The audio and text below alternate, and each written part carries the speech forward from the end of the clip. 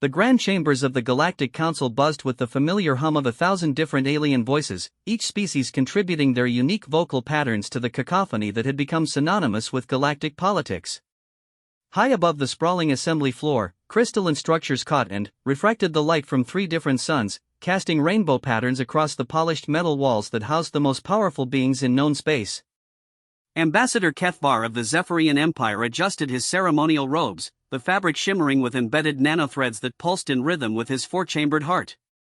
His elongated skull, crowned with the traditional crest of his people, turned toward the central speaking platform where today's most amusing agenda item was about to be presented. The humans were requesting full membership in the Galactic Council. The very thought sent ripples of barely contained laughter through the assembled delegates. Humans! Those primitive bipeds from the 3rd planet of an unremarkable yellow star system, who had only recently discovered faster-than-light travel and still fought among themselves over resources that more advanced civilizations had synthesized centuries ago. Esteemed delegates, the Vortak Chancellor's voice boomed through the chamber, his cybernetic implants translating his words into thousands of languages simultaneously. The Chancellor's species had long ago replaced most of their organic components with superior mechanical parts, viewing biological evolution as a dead end. We gather today to consider the application of the species known as humans for full membership status. A wave of chittering, clicking, and harmonic tones swept through the assembly as delegates expressed their amusement. The sound was so overwhelming that the chamber's acoustic dampeners activated automatically to prevent auditory damage to the more sensitive species present. Kethvar leaned toward his aide, a smaller member of his species whose crest had not yet fully developed. "Tell me again why we're entertaining this farce."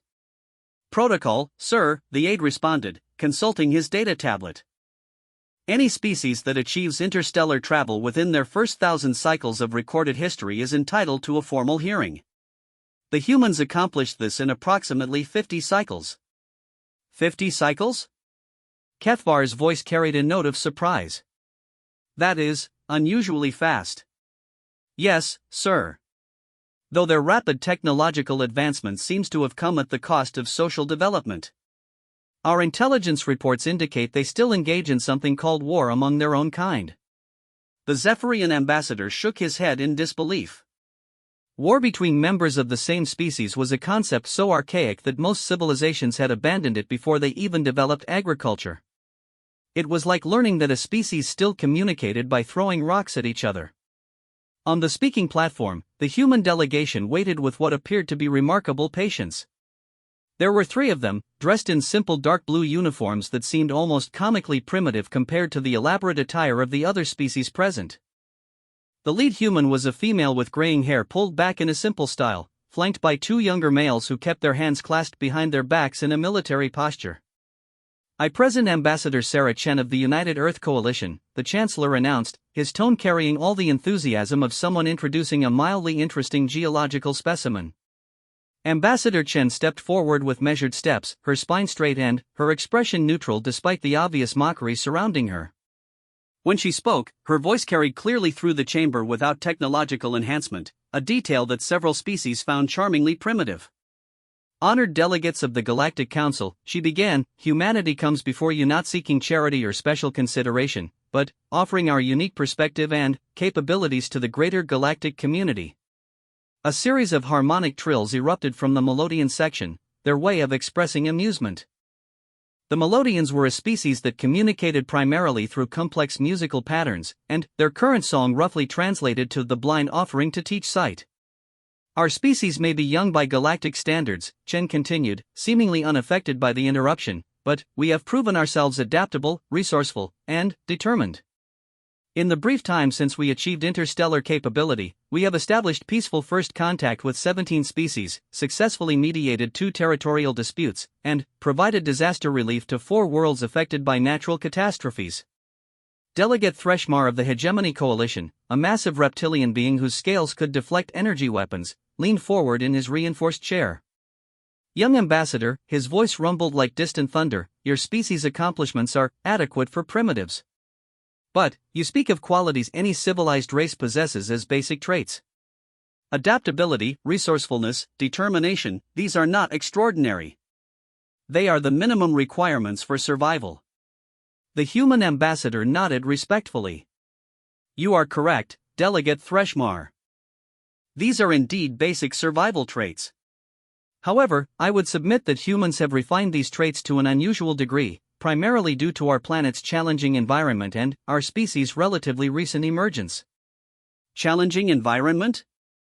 The question came from Counselor Veleth of the Crystalline Convergence, a being whose body appeared to be composed entirely of living crystal that sang softly when she moved. Your world is a garden compared to the nursery worlds of most civilized species. Temperate climate, abundant water, a single natural satellite for tidal stability. Your evolution was practically guided by paradise. A murmur of agreement rippled through the assembly. It was true that Earth was unusually hospitable compared to most homeworlds. The fact that humans had developed intelligence on such an easy world was seen as evidence of their inherent weakness. Ambassador Chen's expression didn't change, but one of her companions shifted almost imperceptibly. Respectfully, Counselor Veleth, I believe you may be operating on incomplete information. While Earth is indeed hospitable overall, it has subjected our species to regular catastrophic events that shaped our development in unique ways. Ice ages, volcanic eruptions, asteroid impacts, massive solar flares, and ecosystem collapses occurred with sufficient frequency to create intense selective pressure without completely wiping us out. Every world experiences such events, Delegate Threshmar rumbled dismissively. It is the natural order. Perhaps, Chen replied calmly, but not every world experiences them with such perfect timing to drive rapid evolutionary development without causing extinction. Our planet's cycles of abundance and scarcity created a species that could adapt to almost any condition while maintaining the drive to constantly improve our situation. The chamber erupted in what could generously be called polite laughter. The idea that experiencing hardship was somehow an advantage was so backwards that many delegates assumed they had misunderstood the translation. Kefvar found himself studying the human delegation more carefully. Despite the obvious mockery from the entire assembly, none of them showed signs of distress or anger. They maintained their composure with an almost mechanical precision that reminded him of the Vorthak cybernetics, but with an organic naturalness that was somehow more unsettling. Ambassador Chen, the Chancellor's voice cut through the noise, while your species' confidence is amusing, the Council must consider practical matters. What does humanity offer that the established civilizations cannot provide for themselves? What unique value do you bring to this alliance? This was the question every species faced when seeking Council membership. The galaxy was vast, but resources were not infinite, and every new member meant a smaller share for everyone else. A species needed to prove they could contribute something genuinely valuable to justify their inclusion. The human ambassador was quiet for a long moment, and Kefvar noticed her companions exchange a brief glance. When she spoke again, her voice had changed subtly, carrying an undertone he couldn't quite identify. Honored delegates, humanity offers something that I believe has become increasingly rare in galactic civilization, the ability to find solutions that others consider impossible. The chamber fell silent for the first time since the session had begun. Every species here today achieved greatness through mastery of their particular advantages, Chen continued. The Zephyrians through their unparalleled mathematical and analytical abilities. The Vorthak through their technological integration. The Crystalline Convergence through their perfect harmonic unity. Each of you represents the pinnacle of specialized evolution. She paused, looking around the vast chamber with eyes that seemed to catalog every detail. Humans never had the luxury of specialization. Our environment demanded that we become generalists capable of surviving anywhere, adapting to anything, and finding ways around every obstacle. We are not the strongest, fastest, smartest, or most technologically advanced species. But we may be the most creative in our problem-solving approaches. Creative? Counselor Veletha's crystalline form chimed with what sounded like skepticism. Creativity is not a quantifiable asset, young ambassador. How does one measure creative potential? Ambassador Chen smiled for the first time since entering the chamber, and something in that expression made Kefvar's 4 hearts skip a beat in perfect synchronization. Perhaps, she said quietly, creativity is best demonstrated rather than described. The silence that followed was broken by Delegate Threshmar's rumbling laughter. Demonstrated? How refreshing. most species spend hours listing their technological achievements and cultural superiorities. Very well, human. What demonstration do you propose? The Council records indicate that there are currently 3 challenges facing galactic civilization that have resisted solution despite the combined efforts of your greatest minds. The void ships that have been harassing outer rim colonies. The quantum plague affecting the Nexus trade routes. And the missing research station in the Shattered Nebula. The temperature in the chamber seemed to drop several degrees. These were not public knowledge, and the fact that the humans had somehow acquired information about all 3 situations was deeply unsettling to many delegates. Choose any one of these problems, Chen continued calmly, and give humanity 1 standard galactic year to provide a solution. If we succeed, grant us full membership. If we fail, humanity will withdraw its application and will not reapply for 50 cycles. The chamber erupted into chaos as delegates began arguing among themselves in dozens of languages.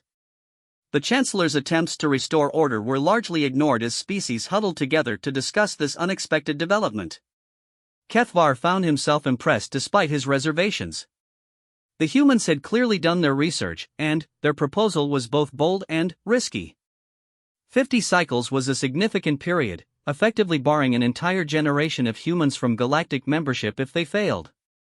The nerve of these primitives, his aide whispered. They act as if solving millennium-old problems is merely a matter of effort. But Kethvar wasn't so sure. There was something about the human delegation that didn't fit the profile of a primitive species. Their composure under pressure, their apparent intelligence-gathering capabilities, and their willingness to stake everything on a single demonstration suggested a level of sophistication that their technology level didn't reflect. After nearly an hour of heated debate, the Chancellor finally managed to restore order. The Council has deliberated, he announced. While your proposal is unprecedented, it is not without merit. However, we will not allow you to choose your challenge. The Vorthak Chancellor's cybernetic eyes focused on the human delegation with mechanical precision. The problem of the void ships has plagued us for 37 cycles. These vessels appear without warning, disable entire star system's defenses, and vanish before any response can be mounted. They have never been tracked to their origin, never been successfully engaged in battle, and never been captured for study.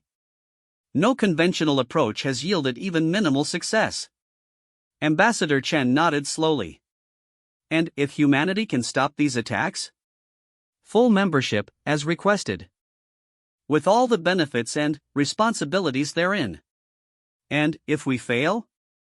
Your species will be marked as unsuitable for galactic civilization and will be quarantined to your home system until such time as you achieve significant advancement. The stakes had just been raised considerably. Quarantine wasn't just a denial of membership, it was effective exile from galactic society. Trade, communication, and travel would be severely restricted. We accept, Chen said without hesitation. The speed of her response sent another ripple of unease through the assembly. Either the humans were incredibly confident or incredibly foolish. Given their apparent primitive status, most delegates assumed the latter. Very well, the Chancellor announced. You have 1 standard galactic year, beginning now. Council security will monitor your progress to ensure no interference from other species. You may use any resources or methods available to your civilization, but you may not request direct assistance from council members. As the human delegation was escorted from the chamber, Kethvar noticed something that troubled him. Throughout the entire proceedings, while Ambassador Chen had been speaking, her 2 companions had remained perfectly still and silent. But, in the brief moment when the terms were being finalized, he had seen one of them touch a small device at his wrist and nod almost imperceptibly. It was a tiny detail, easily missed in the chaos of the council session. But, it suggested that the humans had been expecting this exact scenario and had been prepared to accept it from the beginning. The Zephyrian ambassador leaned back in his chair as the chamber began to empty, his mind racing through the implications. Either humanity was about to embarrass themselves on a galactic stage, or the council had just made a serious miscalculation about the capabilities of these supposedly primitive newcomers. As he watched the human delegation disappear through the chamber's massive doors, Kethvar couldn't shake the feeling that the galaxy was about to change in ways that none of them were prepared for. The humans had walked into the most powerful assembly in known space, endured mockery that would have broken the spirit of most species, and calmly accepted a challenge that had defeated the greatest military and scientific minds of a dozen civilizations. They had done it all with the quiet confidence of a species that knew something the rest of the galaxy did not. In the days following the council session, as news of humanity's challenge spread throughout galactic civilization, the response was universal amusement. Gambling pools opened on dozens of worlds, with odds heavily favoring humanity's failure. Comedy shows featured sketches of primitive humans trying to build spaceships from sticks and stones. The entire affair was treated as an entertaining distraction from more serious galactic affairs. But, in the deepest levels of the most secure intelligence facilities across the galaxy, a small number of very serious individuals were asking themselves a troubling question: how had a supposedly primitive species gained access to classified information about three of the Council's most closely guarded secrets? And, more importantly, what else did humanity know that they weren't sharing? The countdown to humanity's reckoning had begun, and, despite the galaxy's confidence in the outcome, something in the humans' demeanor suggested that they had never intended to play by anyone's rules but their own. 3 months after the Council's challenge, the galaxy had largely forgotten about humanity's bold claim. The void ship attacks continued with their usual unpredictable pattern, striking seemingly random targets across the Outer Rim territories. In the past 30 cycles, these mysterious vessels had disabled the defense systems of 47 star systems, ransacked 17 research facilities, and vanished without a trace each time. Commander Vexthal of the Hegemony Coalition's Third Fleet stood before the holographic display in his flagship's war room, studying the aftermath of the latest attack. The mining colony of Kepler 442c had been hit just 6 hours ago, following the exact same pattern as every previous strike. The colony's shields had simply stopped working, their weapons systems had powered down, and their communications had been jammed. When the effects wore off 18 minutes later, the attackers were gone and the colony's quantum processing cores had been stripped clean. Any sensor readings from the planetary defense grid? Vexthal asked his intelligence officer, a Vorthak whose cybernetic implants glowed softly in the dim lighting. Negative, Commander. The jamming field was absolute. No visual confirmation, no energy signatures, no gravitational anomalies. The only evidence of their presence is the missing equipment. Vexthal's scaled hide rippled with frustration. As one of the Coalition's most experienced commanders, he had spent the last 15 cycles hunting these phantoms. Every trap he set was avoided, every ambush was somehow anticipated, and every tactical innovation was countered by opponents who seemed to know his moves before he made them. "Sir," the communications officer interrupted, "we're receiving a priority transmission from Council intelligence." "It's unusual." "Define unusual," Vexthal growled. "The transmission is coming from a human vessel, but they're using our most secure encryption protocols. They claim to have information about the void ships." The Hegemony commander's 4 eyes focused on the communication station with predatory intensity. A human ship? In this sector? How is that possible? Unknown, sir. They appeared on our sensors approximately 10 minutes ago, but our automated systems show no record of their approach. It's as if they materialized out of space. Vexthal's mind raced through the possibilities. The humans had been granted access to Council databases for their investigation, but that didn't explain how they had acquired military encryption codes or how they had reached this remote sector without detection. Put them through, he decided. But maintain full defensive postures. The main display shifted to show a human female in a simple black uniform. She appeared to be in her 30s, with short dark hair and eyes that seemed to catalog every detail of Vexthal's bridge in a single glance. "Commander Vexthal," she said without preamble. "I am Captain Maria Santos of the Earth vessel Relentless. I believe we can help each other." "Captain Santos," Vexthal replied carefully, "my understanding is that humanity is conducting an independent investigation into the void ship attacks. Why are you contacting an active military operation?" The human's expression didn't change, but something in her posture suggested amusement. "Because, Commander, your active military operation is about to walk into a trap that will result in the loss of your entire fleet." Silence fell over the bridge as the implications of her statements settled in. Vexthal had not shared his tactical plans with anyone outside his immediate command structure, and those plans were classified at the highest levels. "Explain," he said simply. "Your fleet is positioned to intercept the next void ship attack based on pattern analysis suggesting they will strike the industrial world of Gamma Draconis. Your plan is to mask your ship's energy signatures using the system's natural electromagnetic interference and wait for the attackers to reveal themselves." Vexthal's blood ran cold. Every detail she had mentioned was accurate, including specifics that had been known only to his senior staff. "The problem," Santos continued, "is that the void ships aren't following the patterns your analysts identified. Those patterns are artificial, designed to lead your forces into specific positions. Gamma Draconis isn't their target. You are." "Impossible," the intelligence officer muttered. "Our analysis is based on 37 cycles of data. The mathematical probabilities are conclusive." Captain Santos turned her attention to the Vorthack officer, and, for a moment, her expression shifted to something that looked almost like pity. "Your analysis assumes that the attackers are following normal strategic thinking. It assumes they're responding to targets of opportunity rather than orchestrating a larger campaign. And it assumes they don't have access to your tactical databases." The bridge erupted in alarm chimes as the tactical officer confirmed what they all feared. "Commander, I'm detecting massive energy signatures throughout the system. Multiple contacts, appearing from nowhere." On the display, Captain Santos nodded grimly.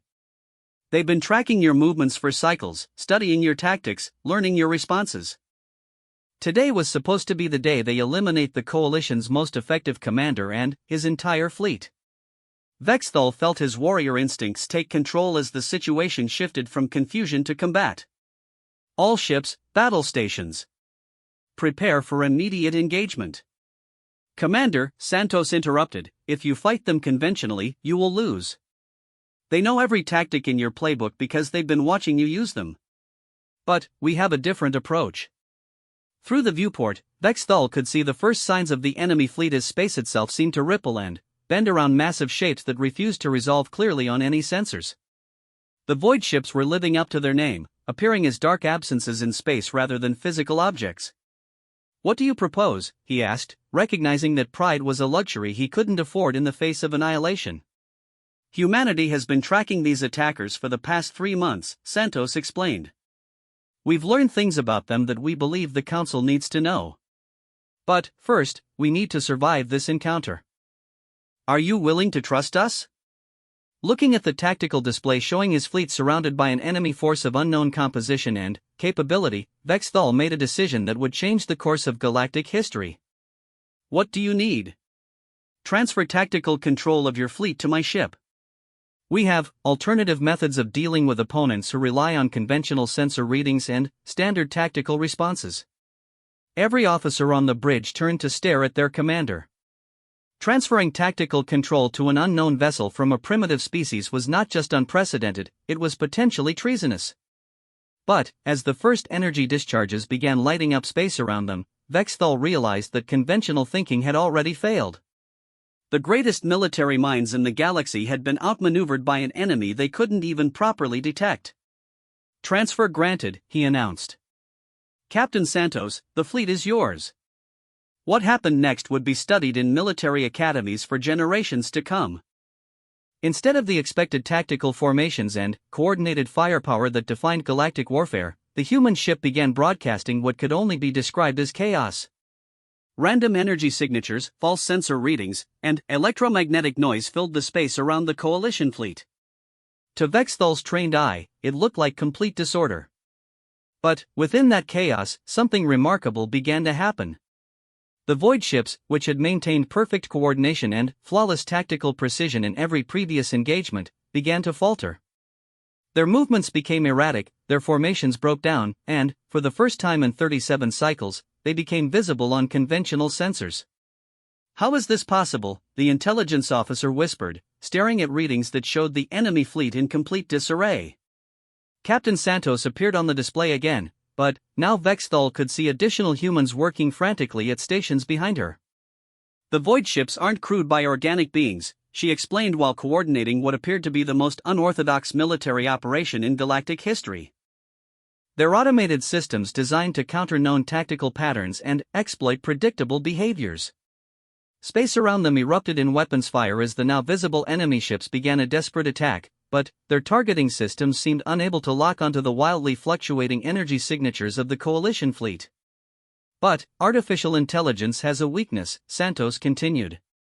It can't adapt to truly random inputs. When faced with complete chaos, systems designed to find patterns and exploit them become paralyzed trying to process contradictory data. Vexthal watched in amazement as his fleet, guided by human tactical coordination, began to systematically disable the void ships. Without their cloaking and without coherent targeting systems, the attackers proved to be surprisingly vulnerable to conventional weapons. Target their command vessels, Santos ordered through the fleet communications network. They're the larger signatures maintaining position at coordinates Mark 774. The Coalition fleet concentrated their fire on the designated targets, and the effect was immediate. As the command ships were destroyed, the remaining void ships began shutting down entirely, drifting powerless in space. In less than 20 minutes, the threat that had terrorized the galaxy for nearly 4 decades was neutralized. Commander Vexthal, Santos said as the last enemy signatures disappeared from their sensors, I believe we have a great deal to discuss. As search and rescue operations began to secure the disabled enemy vessels, Vexthal found himself re-evaluating everything he thought he knew about humanity. The species that the Council had dismissed as primitive had just accomplished something that the combined military forces of the galaxy had failed to achieve for 37 cycles. But more troubling was the question that his intelligence officer raised in a private communication. Sir, how did they know about our tactical plans? How did they know the attack was coming? And how did they develop countermeasures for an enemy that we've never been able to properly study? As Captain Santos requested permission to come aboard his flagship for a detailed briefing, Vexthal realized that humanity's demonstration was revealing far more than anyone had expected. The species that claimed to offer creative problem-solving had just proven they possessed intelligence capabilities, tactical innovations, and technological applications that went far beyond what their apparent development level should have allowed. The examination of the captured void ships would reveal even more disturbing truths. The artificial intelligence systems controlling them were more advanced than anything in the Council's databases, but they bore subtle design characteristics that suggested they weren't entirely alien in origin. Some of the core programming architectures looked disturbingly familiar to experts in galactic computing systems. The attack patterns, when analyzed in detail, showed intimate knowledge of Council military doctrine and classified tactical procedures. But it was the discovery in the primary command ship's memory core that would shake the foundations of galactic civilization. Deep in the encrypted files, intelligence analysts found evidence of a shadowy organization that had been manipulating galactic affairs for cycles, using the void ship attacks to gather intelligence, eliminate threats to their agenda, and gradually weaken the Outer Rim colony's independence. The attacks weren't random. They were surgical strikes designed to advance a specific political and economic agenda. And, according to the data they recovered, humanity had known about this conspiracy from the beginning of their investigation. As news of the fleet victory spread throughout the galaxy, celebrations erupted on dozens of worlds that had lived in fear of the void ship attacks. But, in the highest levels of government and military command, a much darker realization was taking hold. Humanity hadn't just solved the Council's problem. They had exposed evidence of corruption and conspiracy that went to the very heart of galactic civilization. The species that everyone had dismissed as primitive newcomers had somehow uncovered a plot that had escaped the notice of the galaxy's most sophisticated intelligence services for decades. The question was no longer whether humanity deserved membership in the Galactic Council. The question was whether the Galactic Council deserved humanity's trust. As Captain Santos prepared to share her findings with Commander Vexthal, she couldn't help but reflect on the irony of the situation. The galaxy had challenged humanity to prove their worth by solving an impossible problem.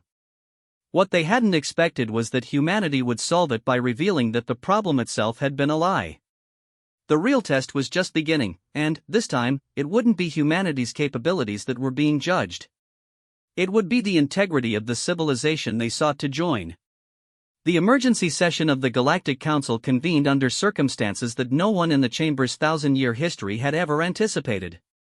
Instead of humanity standing before the assembly as supplicants awaiting judgment, they now sat at a place of honor while the council itself faced the most serious crisis in its existence. Ambassador Sarah Chen stood at the central podium, but the atmosphere could not have been more different from her first appearance 9 months earlier. Gone was the condescending laughter and dismissive chatter. The vast chamber was silent except for the soft hum of recording devices and the nervous shifting of delegates who were about to learn truths that would reshape their understanding of galactic civilization. Honored delegates, Chen began, her voice carrying easily through the acoustics of the chamber. When humanity accepted the Council's challenge, we knew that solving the void ship crisis would require us to ask questions that others had not asked. What we discovered was that sometimes the most dangerous enemies are the ones hiding in plain sight. The massive holographic display above the chamber flickered to life, showing detailed technical schematics of the captured void ships. The assembled delegates leaned forward, many seeing clear images of their tormentors for the first time. The artificial intelligence systems controlling these vessels were indeed highly advanced, Chen continued, but our analysis revealed something troubling. The core programming architectures were based on Vortac computational models, enhanced with Zephyrian mathematical frameworks, and guided by hegemony tactical doctrine. A ripple of unease swept through the chamber as the implications became clear. Delegate Threshmar of the Hegemony Coalition rose from his massive chair, his scales darkening with agitation. Are you suggesting that council members were responsible for these attacks? His voice rumbled with barely contained anger. Not council members directly, Chen replied calmly. But we discovered that the void ships were constructed and deployed by a private consortium called the Expansion Initiative, which has been operating in secret for 43 cycles. This consortium includes high-ranking officials from 7 different council member species, along with corporate entities that have been systematically profiting from the chaos they created. The chamber erupted into chaos as delegates began shouting in dozens of languages. The revelation that the attacks had been orchestrated by members of their own civilization was almost too shocking to process. Chancellor Vortac activated the chamber's order field, using harmonic frequencies to cut through the noise. These are serious accusations, Ambassador Chen. What evidence do you offer?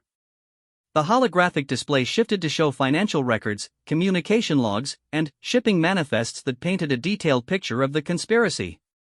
Captain Maria Santos joined Chen at the podium, her military bearing providing a stark contrast to the political atmosphere. The Expansion Initiative had a simple but effective plan, Santos explained. Create a mysterious threat that would terrorize Outer Rim colonies, making them desperate for protection. Then, position themselves as the solution providers, selling advanced defense systems, private security forces, and consultation services to the very worlds they were attacking. More displays showed the flow of money and resources that had enriched the conspirators while impoverishing their victims. Star systems that had been attacked by void ships had subsequently signed lucrative defense contracts with companies owned by initiative members. Colonies had been forced to accept unfavorable trade agreements in exchange for protection that never came. But the profit motive was only part of their agenda, Chen added. The real goal was political control. By keeping the Outer Rim in a state of constant crisis, they prevented these colonies from developing the independence and economic strength that might threaten the established power structure. Kethvar of the Zephyrian Empire, who had been analyzing the financial data with the rapid calculation abilities of his species, stood to address the assembly. The economic impact of this conspiracy extends far beyond the direct attacks. The manipulation of trade routes, the artificial scarcity of certain resources, and the destabilization of colonial governments has cost the galactic economy approximately 17 trillion standard credits over the past 4 decades. The number was so staggering that several delegates required translation assistance to confirm they had heard correctly. Moreover, Kethvar continued, his mathematical mind painting an even darker picture. Our analysis suggests that this was merely the first phase of their operation. The accumulated wealth and political influence would have eventually allowed them to challenge the Council's authority directly. The silence that followed was broken by Councillor Velith of the Crystalline Convergence, her crystalline form resonating with harmonies that conveyed deep distress. How did humanity uncover this conspiracy when our own intelligence services failed to detect it? This was the question that everyone in the chamber wanted answered. How had a supposedly primitive species exposed a plot that had escaped the notice of civilizations with millennia of experience in espionage and security? Captain Santos exchanged a glance with Ambassador Chen before responding. Because we approached the problem from a perspective that no one else considered. While you were looking for external threats, we started from the assumption that the attacks were too sophisticated and too well informed to be the work of outsiders. The void ships knew exactly when and where to strike for maximum impact, Chen added. They had perfect intelligence about defense capabilities, patrol schedules, and valuable target locations. That kind of information could only come from someone with access to Council databases and communication networks. So we didn't try to find the enemy fleet, Santos continued. Instead, we tracked the money, followed the supply chains, and analyzed the pattern of who benefited from each attack. The conspiracy revealed itself once we looked for it in the right places. Delegate Threshmar's voice carried a note of grudging respect as he spoke. Your investigative methods were unconventional. But, how did you develop the tactical capabilities to defeat the void ships? Your technology level should not have allowed for such advanced countermeasures. This question struck at the heart of what made humanity different from every other species in the galaxy. Chen smiled, but there was something in her expression that made several delegates shift uncomfortably in their seats. The void ships were designed to counter conventional military thinking, she explained. Their artificial intelligence systems were programmed to recognize and exploit standard tactical patterns used by Council forces. But humans have never been conventional in our approach to warfare. Our species developed on a world where survival often depended on unpredictability, Santos added. We learned to use deception, misdirection, and chaos as tactical weapons long before we developed energy shields or quantum computers. When faced with an enemy that relied on pattern recognition, we simply gave it patterns that made no sense. The tactical recordings from the battle played on the chamber's displays, showing the human fleet coordination that had appeared random but had been carefully orchestrated to overload the void ship's targeting systems. To military experts in the audience, it looked like controlled insanity, but the results spoke for themselves. But, perhaps more importantly, Chen said, her voice taking on a more serious tone, humanity approached this problem with a fundamental assumption that seems to be rare in galactic civilization. We assumed that people in positions of power might be corrupt. The statement hit the chamber like a physical blow.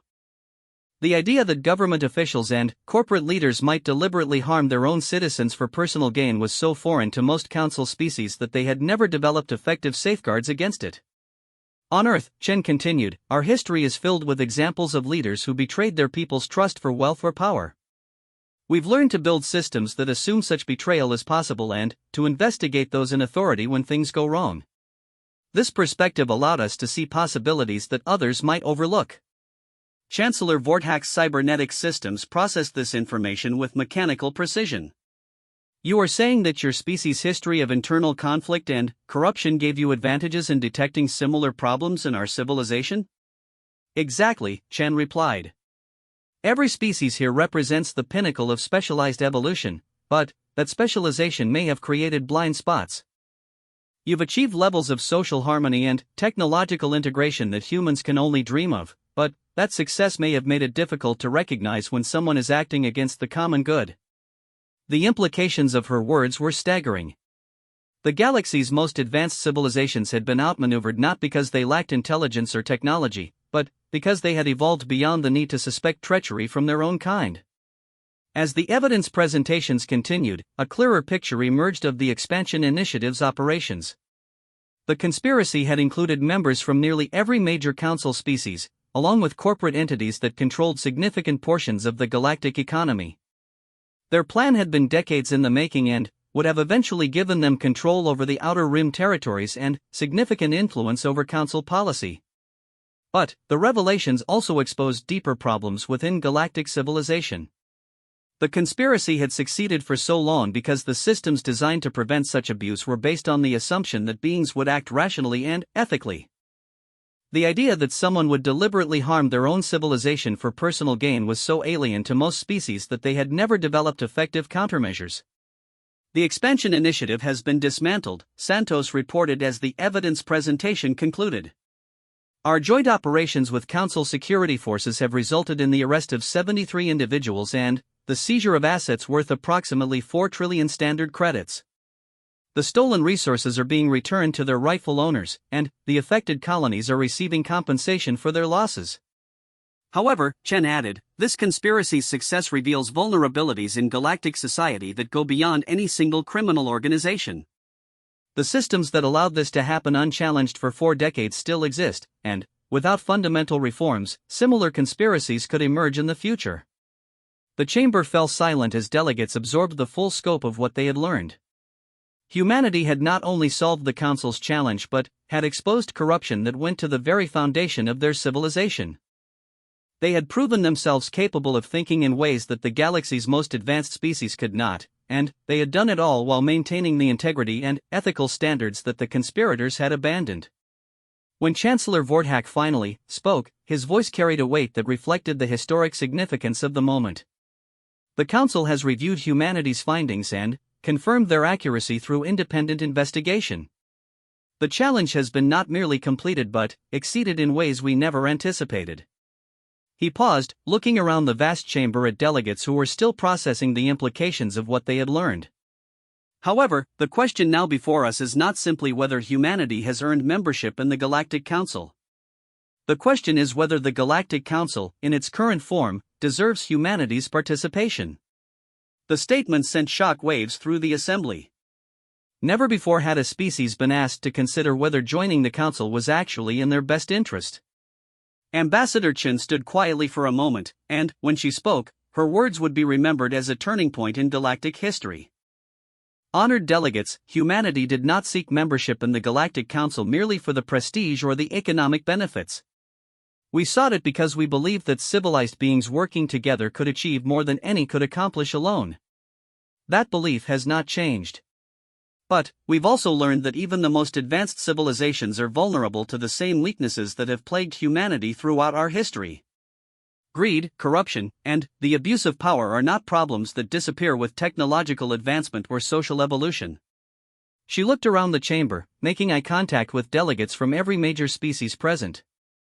If the Galactic Council is willing to reform its systems to prevent future conspiracies, if it's willing to implement the oversight and accountability measures that humanity has developed through bitter experience, and if it's willing to accept that constant vigilance is the price of freedom, then humanity would be honored to join this alliance.